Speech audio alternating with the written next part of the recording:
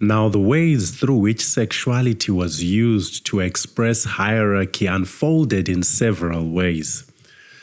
Across several societies, it was visible in the interplay of the roles of the penetrator and the penetrated. As we're about to see, these roles slowly came to encompass this desire is deeper than pleasure. Oh, something here is sacred. Yes, something here feels sacred. I love you.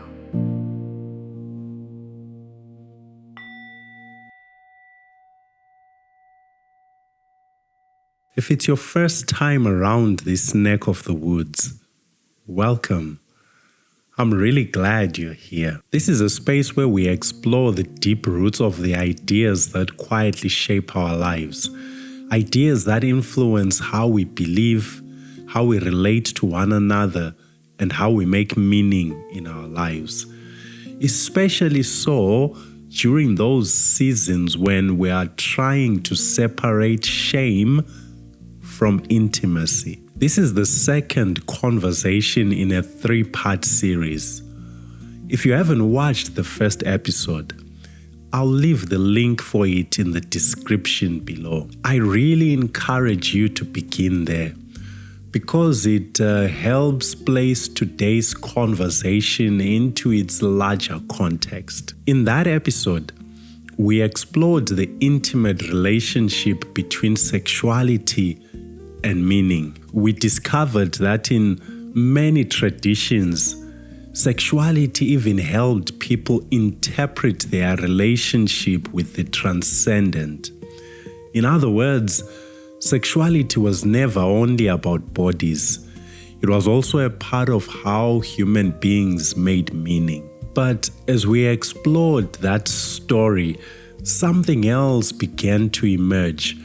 A deep and often troubling entanglement between sexuality and power. Look, sex and power have had a long and complicated relationship. History clearly demonstrates how over time, gradually, sometimes even very quietly, sexuality became something institutions learned how to manage and use. And this is the story we're going to explore today. One of the simplest observations historians make about human societies is this: the larger a community becomes, the more structure emerges within it. Think about it, because this gradual shift is at times easy to miss. Small communities may rely largely on memory, which eventually gives way to written legal codes. They may also rely on relationships that are eventually replaced by institutions. But the foundational building blocks of any human society revolve around questions of belonging and continuity. Therefore, every society eventually has to answer the same set of questions pertaining to belonging. Questions such as, who belongs to who? Who inherits and what do they inherit? Through which lines of gender and family is continuity remembered and carried forward? Who carries the future? And who doesn't? And it is no surprise that sexuality shapes each of these questions in very direct ways. And as you can imagine, the quest to understand belonging and continuity inevitably led to tighter regulations on sexuality. Not because sexuality was dangerous, but because it is powerful. And anything powerful, especially something that shapes identity, inheritance, and continuity rarely remains outside the reach of institutions or authority for very long. Now, the ways through which sexuality was used to express hierarchy unfolded in several ways. Across several societies, it was visible in the interplay of the roles of the penetrator and the penetrated. As we're about to see, these roles slowly came to encompass more than mere physical descriptions. They became symbolic descriptions of authority and status. In many communities, the penetrator was often associated with agency and continuity, while the penetrated was often associated with receptivity, vulnerability, and incorporation into another household, lineage, or even a philosophy of life. As you can imagine, once that symbolic pattern became attached to societal sexual consciousness, it began shaping how societies interpreted masculinity, inheritance, citizenship, belonging, and so much more. We can see this shift clearly in several places across history.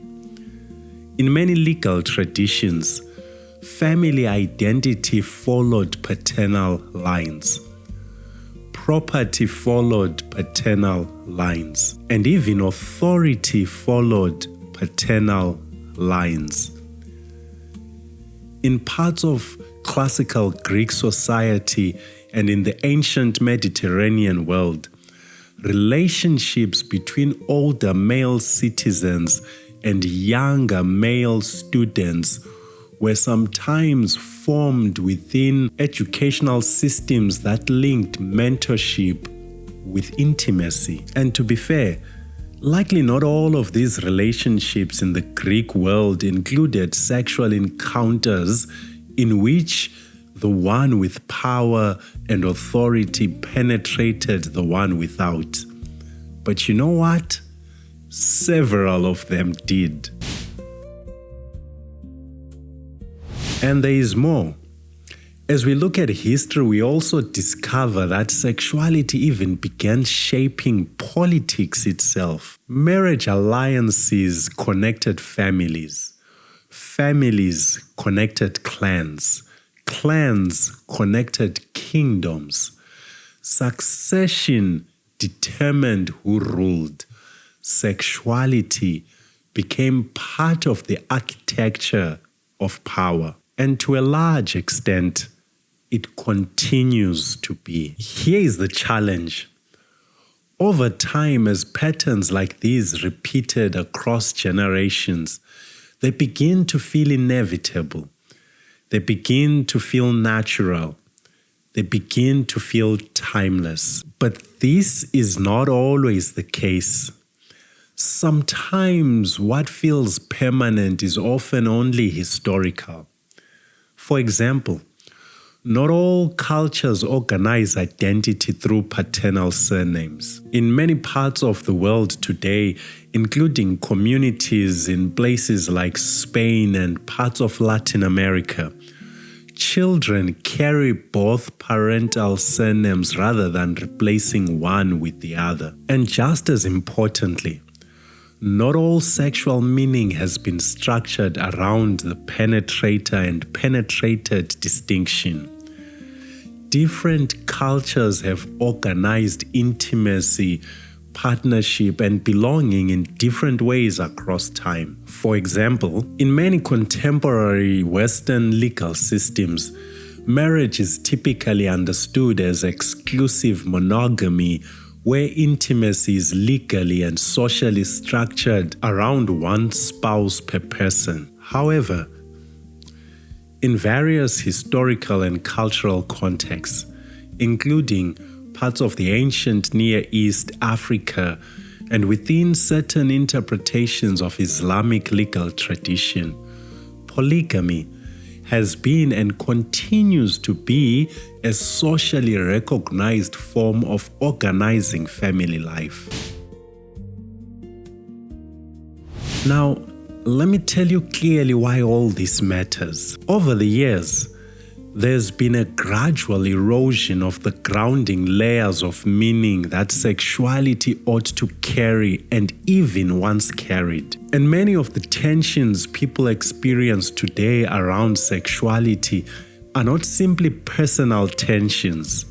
They are historical tensions. They are the result of centuries of questions about continuity, authority, identity, morality, and stability through the language of the body. Which means that when people today feel uncertainty around desire or belonging or responsibility or even identity, they are often responding to stories that began long before they were born.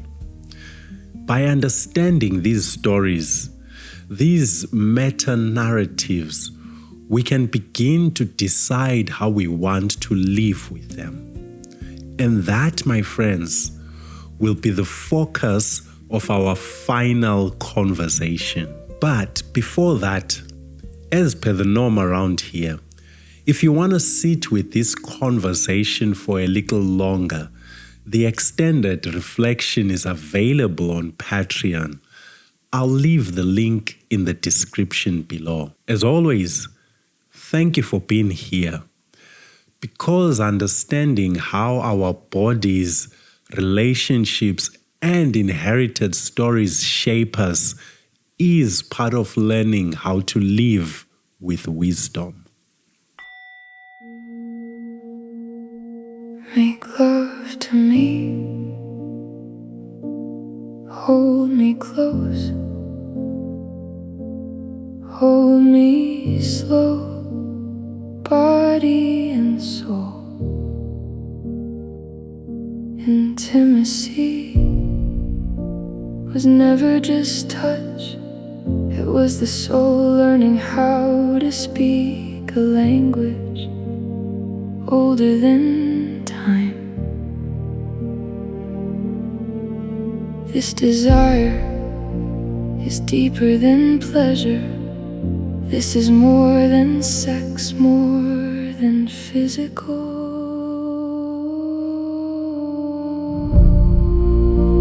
Something here is sacred. Yes, something here feels sacred. I love you.